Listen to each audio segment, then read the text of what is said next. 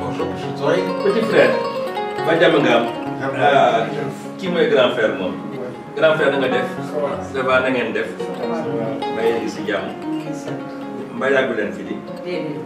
D'accord. Très bien. Mbaa xale bi jox na ngeen naan. Lekk ngeen aussi. Jërëjëf. Kon kay.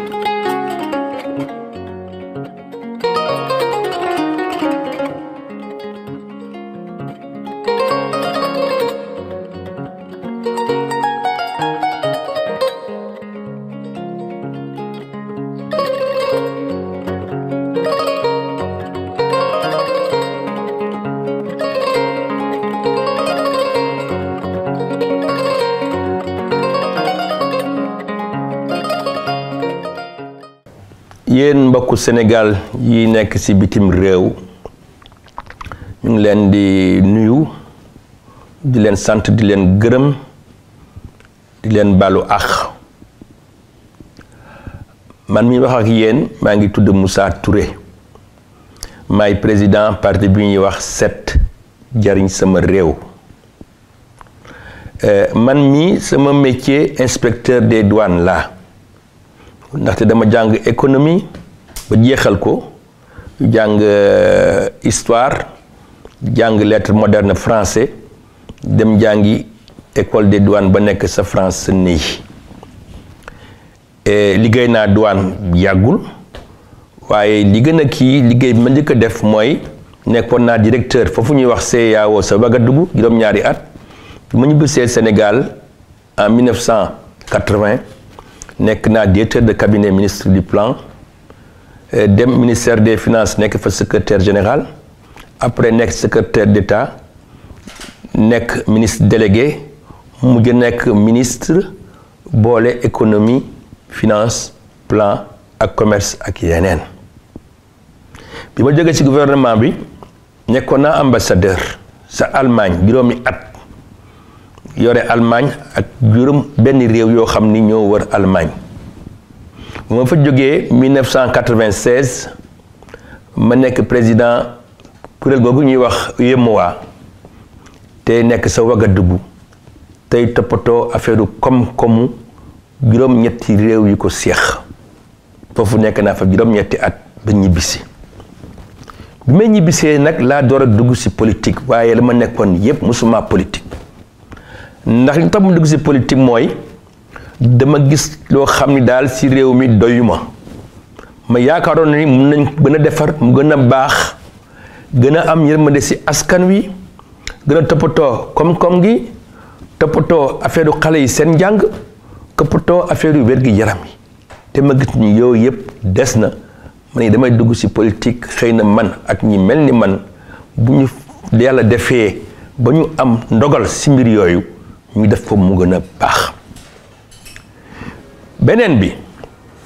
xam nañ ni ku génn Sénégal dem dëkki bitim réew ñi dañu jàngi xëy na war a dellu si waaye ñi génn pour liggéeyi bitim réew xëy na ñi ci ëpp gënu leen bon ñi ci ëpp leen gënoon mooy ñu toog fii Sénégal liggéey fii nekk seen wetu mbokk ak seeni xarit donc ñooñu ñëpp dañu yaakaar bés ñëw ba ñu dellu ci Sénégal ñëw nekk ak ñun fii ci Dakar ci Sénégal nekk bitim réew naqadi na xam nañ ci dara ndaxte nekk nañ fa étudiant ba ma nekkee ambassadeur sa Allemagne juróom at yooyu mu la wax étudiant yeeg ña fay liggéey dañ daan ñëw ñu xam seeni tolof-tolof sama xarit bii toog nga xam ne ñoo màggandoo ba ñu amee juróom benn at ba léegi Mamadou Kouaté def na fanweeri at ak ñett sa France diggante Lyon ak Paris yi mu ñibbisee 2004 comme man mii teewul ba léegi moo nekk président d'honneur sénégalais ya nekk Lyon ak diwaan boobu yépp yi dañuy waxtaan bés bu nekk jàng naa ci moom lu bare ci affaire tolof yi coono yi sunu mbokk yi nekkee ci réew yooyu yépp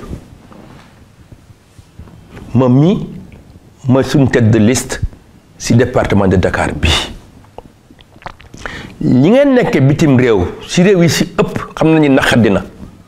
ndaxte bu dee réew yi nekk sa kaw fee li ñuy wax racisme boo nekkee nit ku ñuul sonn nga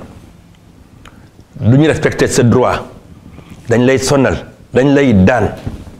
donc yooyu yëpp suñu ambassade yi ak consulat yi nekk si réew yooyu yëpp war nañu gën a taxaw di jublu seen mbir yooyu di ko ar wala su yàlla def lenn am ñu taxaw si bu baax a baax ba mu leer naññ ñu doxale mbir yooyu doo xam ne dafay jaar si yoon boo leen fa nekkee tamit am ngeen ni ay loo leen war a régler fii Sénégal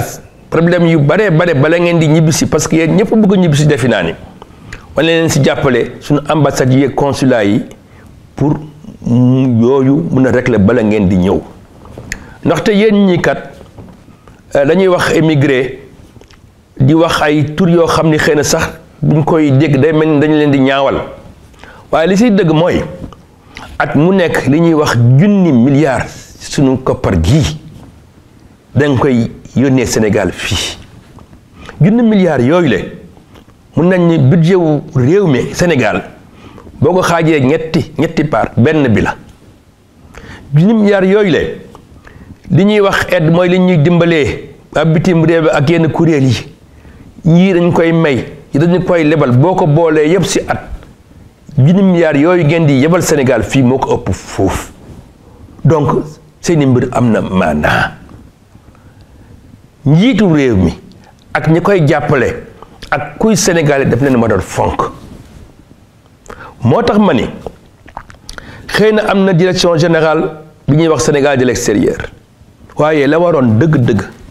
mooy mu am fii ministère bu rëy bu am fayda boo xam ni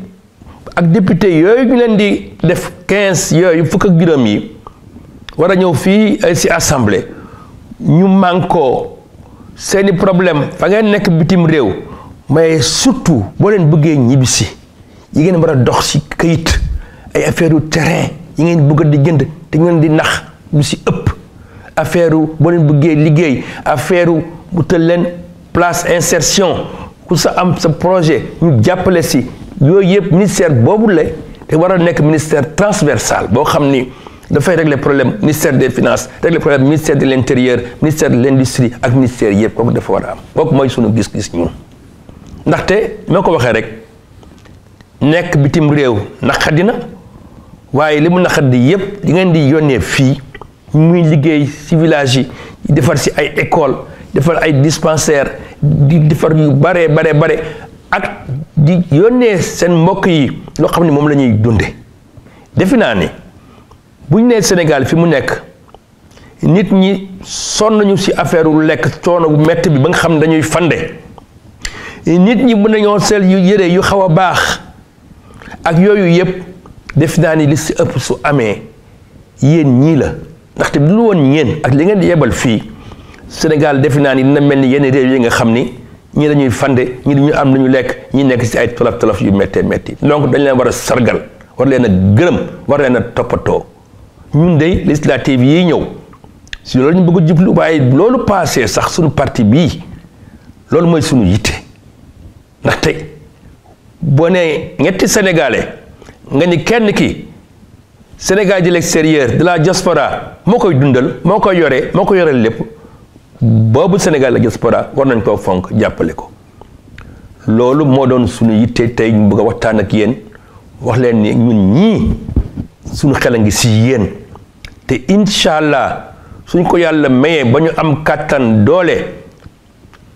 seeni mbir yooyu dañ siy jublu bu baax a baax ndaxte yooyu bu ñu si jubloo mu réglé ko ngeen nekk si condition yoo xam ni yu baax la sa bitim réew ak boo leen dellu see Sénégal yëpp ñoo siy profité ñu leen di sant di leen gërëm di leen ñaanal di ñaan réew yooyu ngeen nekk seen nekkandoo foofu seen nekk fa mu nekkandoo boo xam ni dafay nekk loo xam ni doo leen sonn trop coono di wàññeeku pour ngeen mën a yore seen i njaboot di leen toppatoo seen doom yi mën a jàng foofule jàng yu baax pour dellu si fii Sénégal loolu laa bëggoon wax ak yéen di leen sant donc di leen gërëm bu baax a baax wasalaam.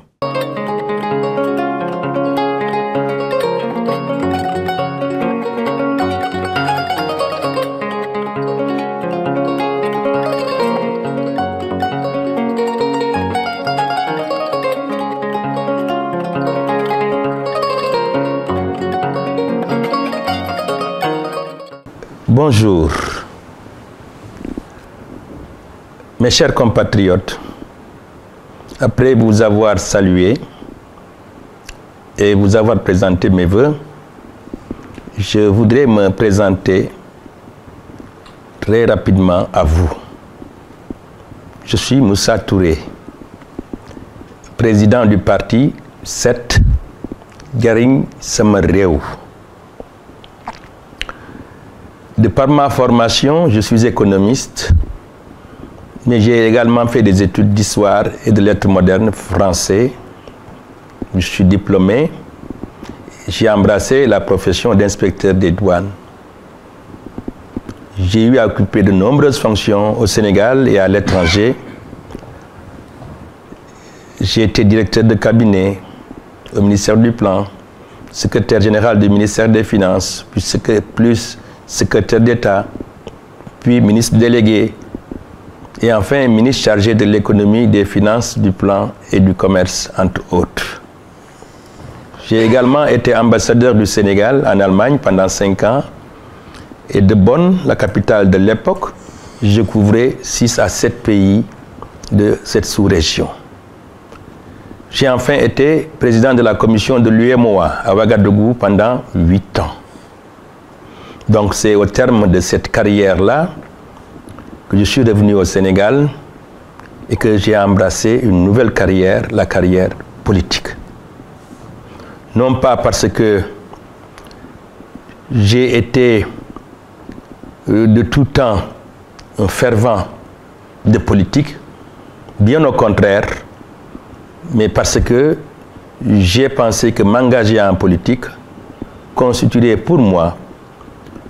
une occasion ou une mission pour continuer à travailler pour mon pays, pour mes compatriotes, les Sénégalais. C'est ainsi que nous avons créé ce parti, donc 7, qui veut dire citoyen pour l'éthique et la transparence. Je m'adresse à vous, Sénégalais qui vivez hors du pays. Certains sont étudiants, d'autres sont travailleurs et autres activités encore. Mais ce qui est constant et permanent, c'est que chacun d'entre vous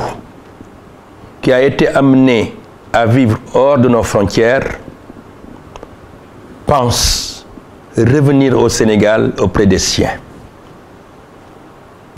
C'est pour cette raison qu'il est essentiel que même quand vous êtes à l'extérieur,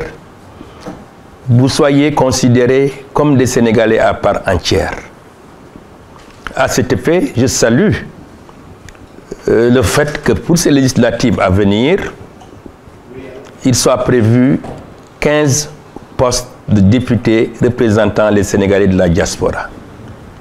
C'est une bonne chose, mais ce n'est pas suffisant. Parce que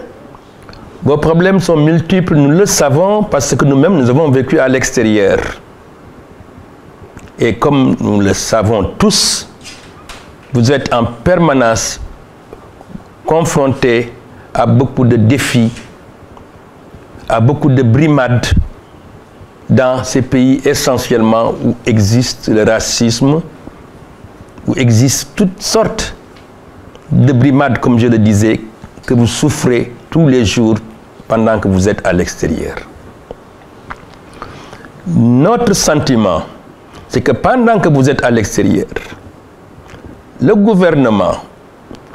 l'Assemblée nationale et toutes nos institutions doivent porter sur vous un œil vigilant,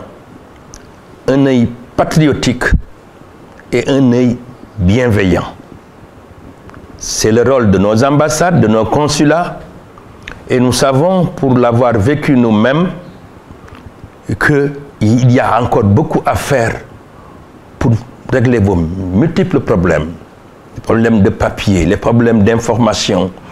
les problèmes qui consistent à régler là où vous êtes des affaires ici au Sénégal. Nous connaissons ces problèmes-là. J'ai avec moi, au moment où je vous parle, à côté de moi, un ami qui a vécu 33 ans en France, de 1971 à 2004. C'est un ami d'enfance qui est membre de notre parti et qui est notre tête de liste pour la départementale de Dakar. Il a vécu longtemps à Lyon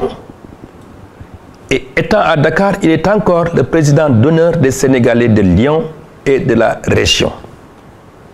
C'est un ami d'enfance, comme je vous l'ai dit, à qui j'ai rendu visite plusieurs fois et qui m'a longtemps édifié sur les difficultés rencontrées par les Sénégalais sur place et pour leur retour. Il faut dire qu'à part quelques-uns qui vont étudier à l'extérieur, ou quelques-uns qui ont un travail dans des circonstances très nettes et très claires,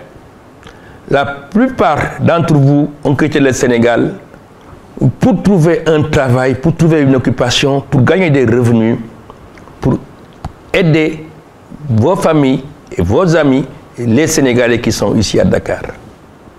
Nous savons que vous de la diaspora, vous rapatriez au Sénégal tous les ans autour de 1000 milliards de francs CFA. C'est une somme colossale